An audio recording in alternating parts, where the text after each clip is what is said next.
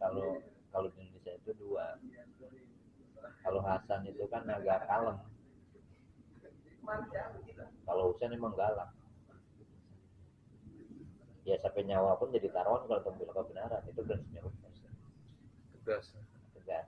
Kalau prinsipnya Hasan kan nggak kalem aja. Nggak lembut. Jadi kita mengambil jalur mana gitu. Kalau Husain ya harus nyawa pun. Selama kebenaran nyawa pun nggak dihitung-hitung. Ya maka serangan. Jadi prinsipnya Husain itu membela kebenaran walaupun dengan kematian tebusannya. Tapi kalau Hasan polanya kalem. Banyak ulama Indonesia banyak dari Hasan. Kalem lah nggak. Selama masih ada jalur Yakub dan Roja ulama Yakub ada kayak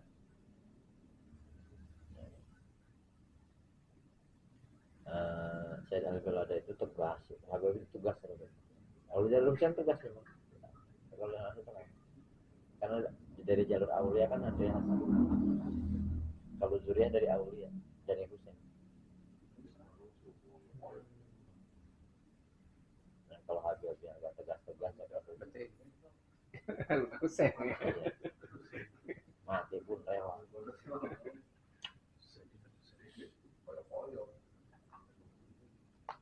Nah, kalau Abu Sana Sajili termasuk yang roja. Ya pokoknya ampunan Allah jauh lebih besar. Dosa kita sebanyak apapun santainya aja lah, nggak tahu. Kalau di hadapan Allahnya lam-lam itu jalan dan jamal. Tapi jarang ke jalan. Rasulullah ngambil jamalnya. Alif lam-lam. Ya antara jalal dan jamal. Kalau jamal itu berarti keindahannya yang ditonjolkan. Ya Rasulullah aja. Ke jalan tuh ketegakan. Nah terkadang ya kita perlu bijaksana jalan jamal keimanan.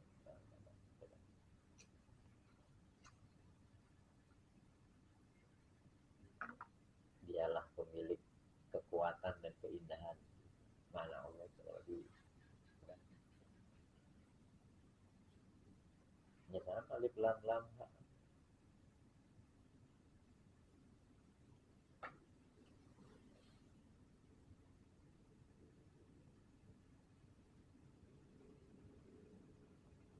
Nah termasuk di kita yang santai. Saya itu santai. Yang ngaji santai gitu, nggak terlalu apa banget, tegak banget gitu. Makanya di sini tuh dianggapnya terlalu dianggapnya nggak ngajarin adab. Yang enggak pasti ngaji sambil ngerokok ngopi. Apa? Rasulullah juga gitu, santai. Ada yang bocoran, ada yang tapi Rasulullah berapa? Relax.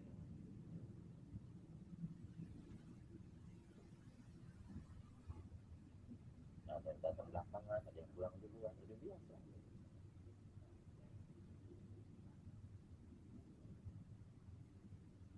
Karena gitu, Rasul itu ya manusia punya kebutuhan lain. Mungkin dia pulang dulu karena ada kebutuhan lebih penting. Kalau yang datang belakangan mungkin lagi ada keperluan dulu baru datang ke masjid. Jadi memang maklum fleksibel.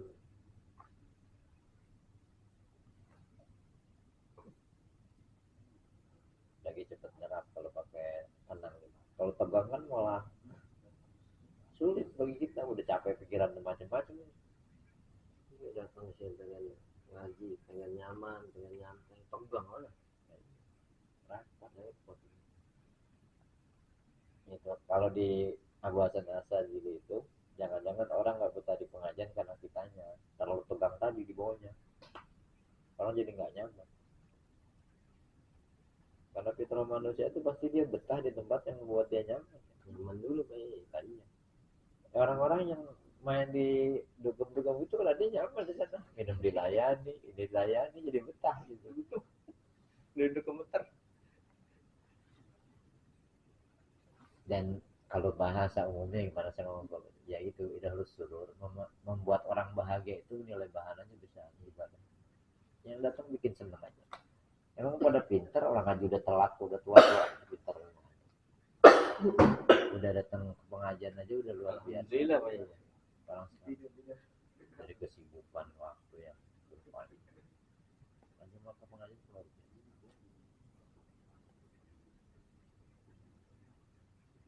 Nggak semuanya orang dikasih kesempatan gitu. Ada yang sibuk sampai nggak sempat ngaji, ada yang nggak sibuk juga nggak ngaji. Ada yang nggak sibuk. Emang orang yang datang majan kan ayatnya itu mayuri dalam khairan, orang yang memang dikehendaki Allah maka dia akan dipakai dalam negara lagi. Itu ciri itu juga ciri ahli surga neraka kelihatan di bumi, di dunia kelihatan. Oh ini ciri ahli surga gitu. Walaupun nggak jadi bahan kesombongan, berarti orang yang ke pengajian aja pada berarti ciri ahli surga. Yang senang buat gitu ya ciri ahli.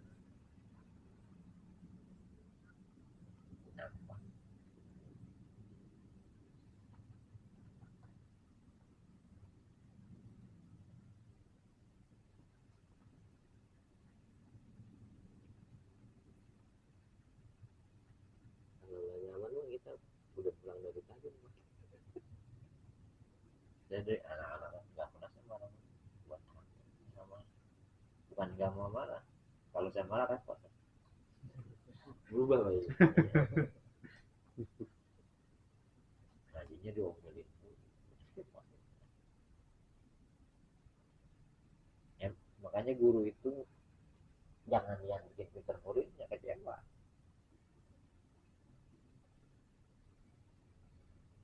Lama ngaji gak pinter-pinter marah-marah. Urusannya Allah.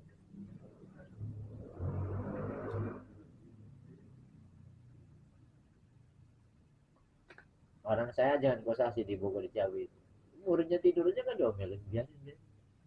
Jangan mengganggu kenikmatan. Ini bisa menghilangkan lagi santri.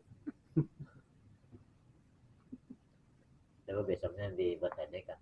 Orang aja tenang, bisa tidur kentut lagi. Jadi malu sendiri kan. Kalau diomel kan repot.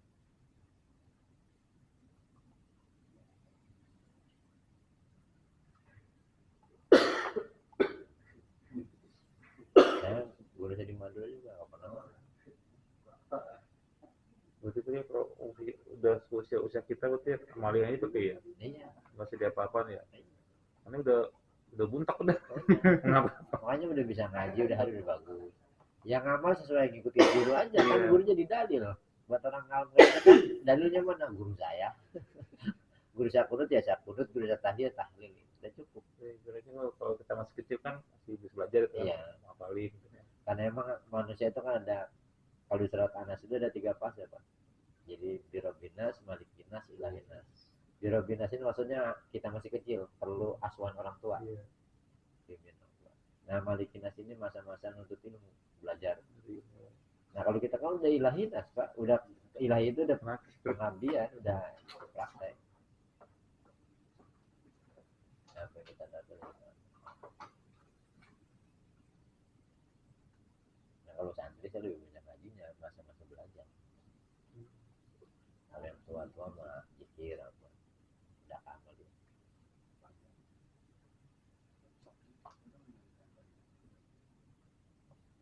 Belajar hadis itu telat. Hafal. Hadis itu berapa ayat berapa? Bukan ngaji kita ulang-ulang. Yang penting itu nanti amal terus akhlak itu.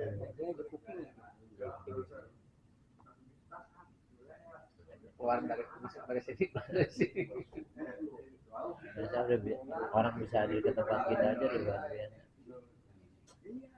Karena kalau secara hakikat gini, ya kita mah, ya kan kayak yang datang ini kan semua punya tugas sama untuk membuat suasana dunia ini menjadi surgawi kan. Ya tugasnya sama. Cuma perannya aja beda-beda. Ya kebetulan saya kalau di sini mungkin saya yang ngajar, ya ada yang dengerin.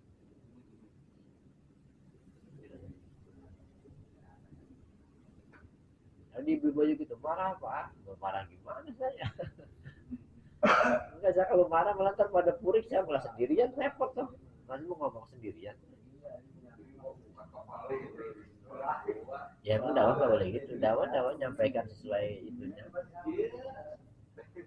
Ya ada saatnya bukan yang marah sih, kalau tegas iya mungkin secara hukum. Kalau hukum kan nggak boleh main-main. Kalau ke santri ya mesti ada tegas. Jangan. Wah, orang mau datang ke sini udah syukur banget, ternyata datang kemari jauh-jauh datang ke sini. Oh, itu sih minimal cari tenang lah. Kalau cari pinter udah nggak apa-apa. Diomelin, urik akhirnya mundur. Besok nggak boleh ngomong diomel terus. Itu temen gue yang orang Keranji aja kalau ini aja pengen kesini.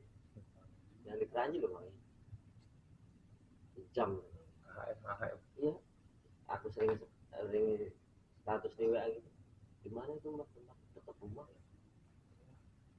Kalau dekat mah saya sowan dulu. Ya kalau awal kali terus belum tentu juga ya. Yang Ini juga. tapi emang banyak orang yang itu tadi. Kalau ngajak orang kayak ke zaman sekarang lah, orang sudah capek di kantor, capek di rumah, itu mau cari buat ketenangan. Dia malah pengen privat itu pak. Saya pengen privat dong. 3 orang 5 orang. Pas saya ngomongin dong Pak Yai. Beneran itu beneran. Kalau pesanan mah mahal biayanya. Iya. Beda ya. Beda ya. Khusus Apa dah saya ada privat ya bukan kita. Keren. Emang dia sering imam ini juga sih Pak. Cuman Ya, apalagi yang udah itu sudah dianggap pandai agama mesti bertambah itu. privat 5 orang saya nggak apa-apa dah. Berapa sebulan pertemuan berapa kali. Sampai ngomong kita saya sampein sama Pak Yai. Ya datang aja sebulan 2 kali dulu gitu. Iya, malam minggu sama ini ya Pak. Datang aja dulu malam minggu. Malam minggu kedua sama keempat.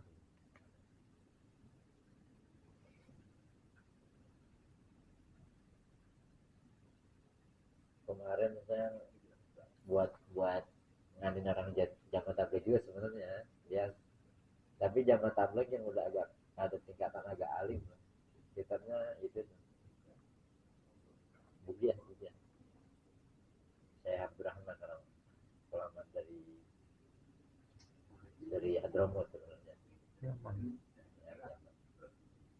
Memang kitab beliau itu sebenarnya banyak kontroversi dulu pendapat beliau. Termasuk yang tembakau itu dari kencingnya setan kan pendapatnya beliau.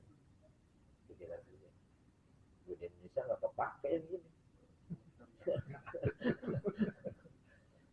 Jatah ke Madura pabrik tembakau lah beda cincang deh.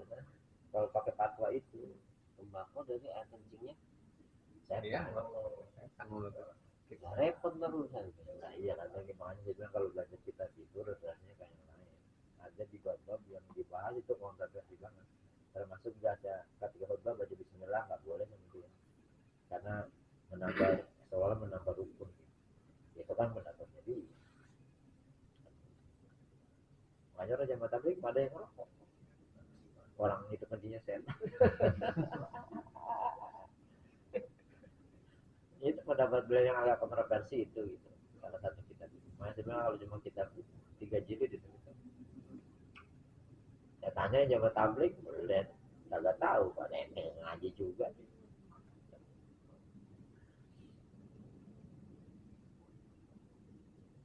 Ada istilah ulama itu dari dua dunia. Kalau kita baca Masul udah biasa. Cuma sesuatu yang bukan pokok kan menjadi masalah. Jangankan cuma ilmu fikih, ilmu tafsir aja beda-beda. Tafsirnya Imam Nawawi sama Imam Jaludin kadang beda itu juga. Ya beda pendapat. Justru berbeda pendapat ulama-ulama kalau kita bicara nanti jadi bijak kitanya, ini pendapat ini seperti ini. Malah lebih jadi bijak. Nah, iya, makanya nggak cukup satu, jadi nggak cukup. Kalau punya satu jalur kan cukup. Satu ya, satu sana yang lain. Salah. Itu yang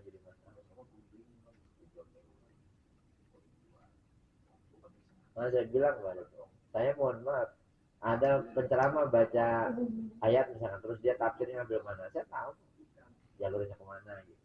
Atau dia nyebut kitabnya aja, saya paham kemana arahnya gitu.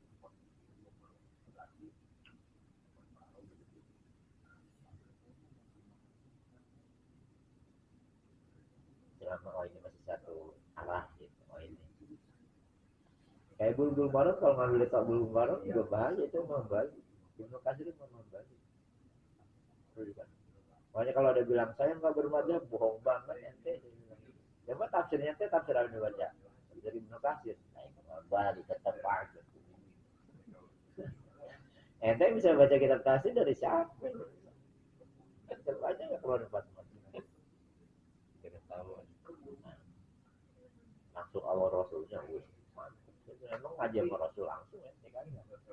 Iya. Kalau tafsir, empat jilid.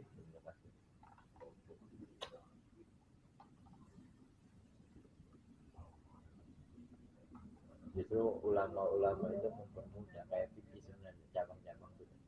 Kayak tafsir juga sama, ada tafsir sufistik khusus orang tasawuf gitu tafsir. Ada fikih ya fikih, tafsir fikih.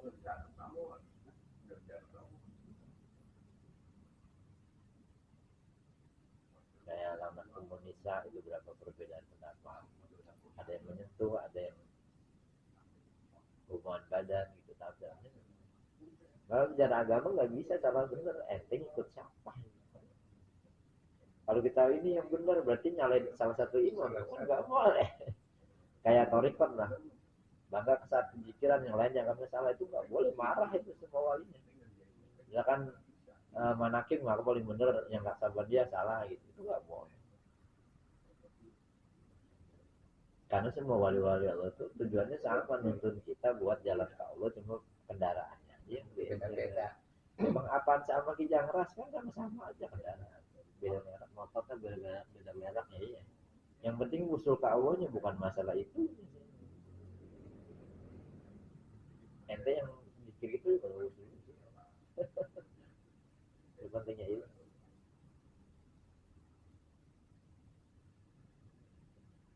Ya kan. Insya Allah tahu saya ini terjun.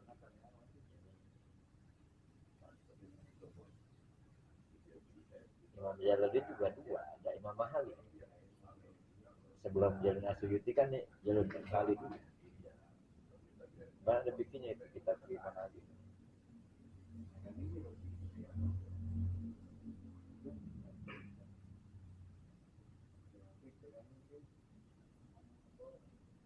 Jadi kalau bahasa Guru Sekumpul itu yang namanya wali kutub itu, wali itu yang bisa baca kitab. Buat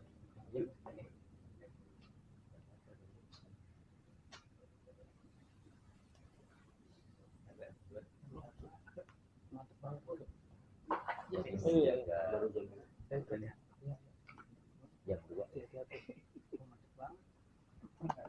tiduran sejam.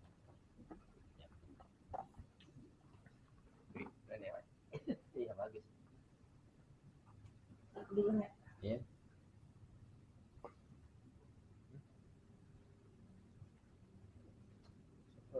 Kalau gaji Bawa pulang. enggak, itu ada santunan katanya. Terus budanya bawain Makanan. buat santunan.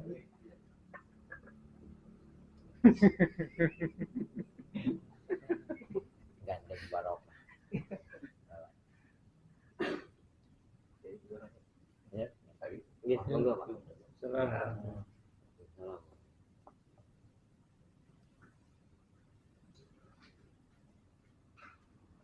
Nah, kalau nyari kerja bayar gitu, ya maksudnya ke suap nggak ya Pak? Ya kita niatnya jangan nyuap. Karena zaman sekarang ini emang sudah ya seperti begitu kan, jangan kan bekerja, mau sekolah aja kan banyak. Nah, nggak bayar, nggak itu. Ya kita niatnya jangan nyuap. Nah itu ya kita beli pekerjaan aja buat anak kita, misalkan gitu. Beli kerjaan, oh beli kerjaan. Nah, kalau mau waro-waro banget ya tunggu aja rezeki beneran gitu. Waalaikumsalam. Udah kayak gitu.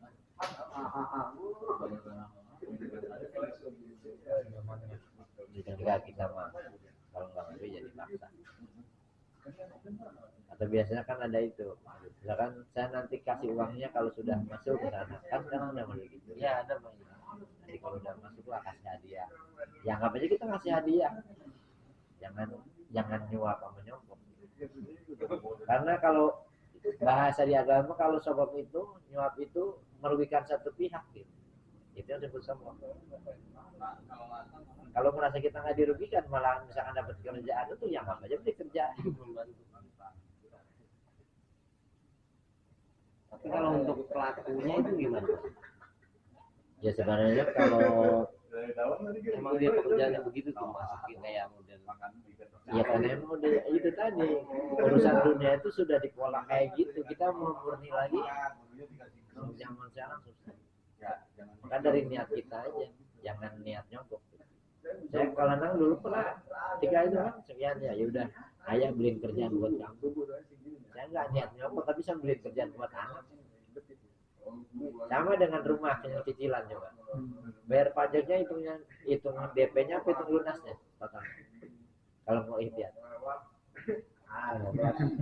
Harusnya berapa nih? Misalkan rumah harganya 350 juta. Nah kita hitung itunya walaupun kita DP-nya ya. Jadi beli bayarnya nanti keluarnya harga total. Berapa rumah kita sampai lunas itu jakatnya dikeluarkan segitu. Kalau kita mau waro dari renten kan riba gitu. Padahal cara agama kalau emang cicilan harus kan awal transaksinya sudah sama-sama ya sogok itu merugikan satu pihak ya cuma ukur aja saya gitu nggak mampu teh jangan cari yang lain kalau lagi nggak sesuai ya nggak usah kalau emang niatnya beli kerja. Saya dulu ada mamang itu, wah kalau gitu nggak barokah rezekinya boleh nyoba. Anaknya nggak kerja ujung-ujungnya bayar juga. Sebenarnya zamannya kayak gitu. Ya kalau mau terus murni ya nggak apa-apa nunggu aja sampai benar-benar ya rezeki dari Allah yang tanpa ada itu gitu. Untuk yang calonnya gimana tuh? Ya tidak berlebihan aja. Asal tidak berlebihan aja. Dan sesuaikan aja maksudnya jangan bayarnya 6 juta gajinya 2 juta jangan kan biasanya memberi ada pihak yang dirugikan kalau zaman sekarang susah kalau kita mau murni banget ya sampai kalau dikiasin sama kayak Mamun Zubir gini dulu perang aja Rasulullah ketika ada orang munafik di dalamnya itu menang malah jadi orang muslim yang murni malah kalah gitu. Jadi terkadang yang haram-haram dikit itu masih boleh gitu kalau zaman sekarang ya walaupun belasan. Karena emang akhirnya coba anak kita nganggur. Terus malah mudorotnya kan lebih besar. Misalkan dia malu temennya nggak punya kerjaan dan segala macam. Ya menurut saya sama anggap aja saya beli kerjaan buat anak saya. Saya nggak. Itu pun kalau kita mampu, kalau enggak saya bilang enggak teh, enggak bilang ke anak saya enggak usah.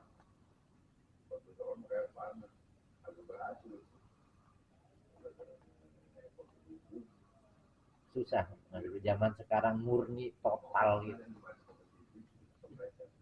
Ya kayak nyalek lah kemarin, kalau kita nerima duitnya haram pengetahuannya kok, iya dari gimana urusan?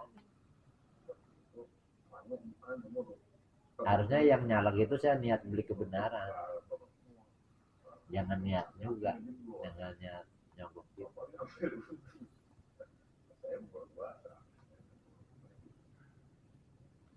Kayak Rasulullah kalau utang, pernah utang Rasulullah. Misalkan utangnya 1 juta, pasti Rasulullah ngembaliinnya 1,5 juta. Itu membahagiakan orang yang udah nolong itu, niatnya membahagiakan bukan melebihkan uang kayak di renten gitu.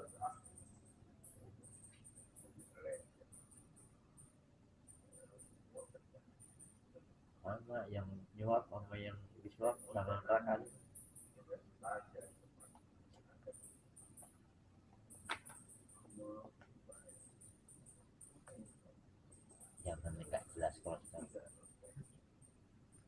bersih, lihatnya zakatnya keluarin kalau gajian.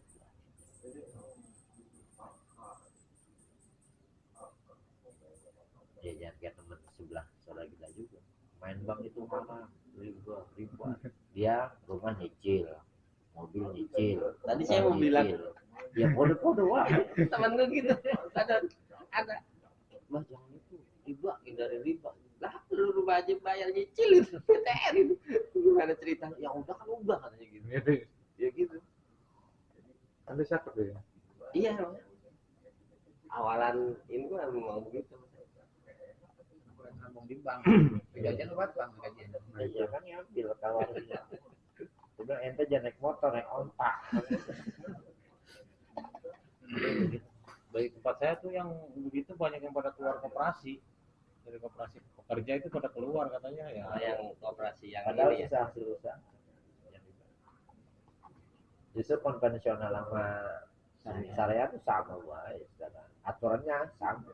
Saya pernah ikut pelatihan juga di bank syariah. Ya tetap ada jaminan. Bayar juga Pak. Sama. Cuma bahasa beda. Kalau di ini Bagi hasil ya bunga, yang ini bagi hasil kan foto-foto. Terus kalau kita mau minjem uang juga harus ada jaminan kan, kita sertifikat. Tetap memang aturan mainnya begitu. Rugi. Siapa? Kan kalau Minjem. barang cicilan itu yang penting fakturnya jelas. Ya ada perjanjian sudah. Sama-sama disetujui kan dua belah pihak. Tapi yang aneh mah giliran kita minjem nggak pakai bunga ditelatatin, giliran di bank mah tepat waktu gitu. Iya. Karena kayak gitu. Ya memang kita kalau sehari aja ditarik. Iya gitu. Cuma kalau uang emang di tempatnya nggak ada lebihnya. Kalau minjemnya segitu ya segitu bayarnya gitu. Kecuali barang. Iya, Ini ada bunga ya, Nggak nambah ada. Kalau cuma buat beli materai aja buat perjanjian 10.000. 10.000 udah kita yang bawa gitu. Kalau yang beli kita yang bawa.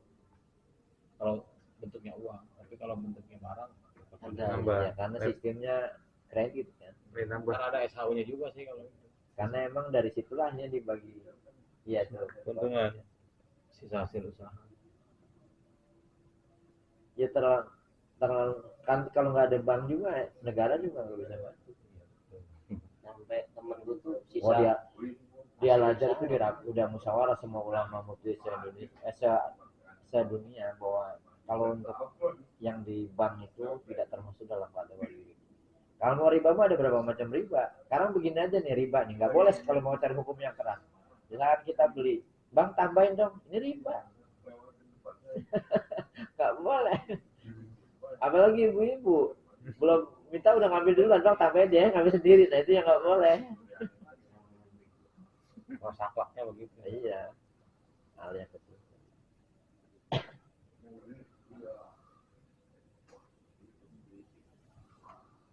temen gue sisa hasil usaha nggak mau dipakai buat beli beras kan? Buat pembangunan jalan. Biar kayak Iya, apa? Dia lewat situ. Enggak Pak. Pokoknya dia pernah ngomong sama saya, SAU itu saya nggak ini buat kan. Pokoknya nih uang ini udah saya sumbangin. Ya dari apa? Nggak boleh lewat situ kalau bangun jalan. Haram. Iya. Karena dia punya hasil usaha. Iya. Akhirnya Melipir dia. iya, akhirnya dia keluar dari koperasi. Ujung-ujungnya keluar dia. Rata-rata Keluar dari Ya koperasi. itu akhirnya kembali kepada kekuatan iman. Kadang kan gitu ya. Pengen secara Islami tapi Apa daya? pemahamannya Iya. mungkin gimana ya? Ya sebenarnya itu termasuk pikir-pikir pembaruan karena dia Rasulullah kan nggak ada sistem perbankan, nggak ada. Di perbankan itu zaman Sayyidina Umar Pak, ada uang kas. Tapi zaman Rasulullah nggak boleh ada uang kas. Tapi saya bagian gini sekarang. Kepemimpinan berubah pimpinan itu jadi berubah. Kebijakannya Kebijakan berubah. berubah. Yang biasa saya kalau dulu saya punya partner kan misalkan pasiennya di perusahaan si A banyak, saya ngasih tanda terima kasih entah sebulan setahun sekali parcel atau apa 3 tahun 4 tahun ini hilang, tapi alhamdulillah pasiennya nggak ada juga. Jadi kan dari situ saya bisa melihat, saya bilang, kenapa dulu pegawai itu kenapa dihilangin gitu. Ada nggak ada kita, semakin jadi merasa tidak enak, rasanya jadi dari karyawan ada berobat kita ke situ. Dari sekian puluh sampai seratusan lebih di perusahaan pengen keliling, kalau saya dulu keliling makanya hafal kawasan itu hilang. Dari situ jadi sangat, saya menyampaikan begini nggak dianggap, ya udah monggo silahkan.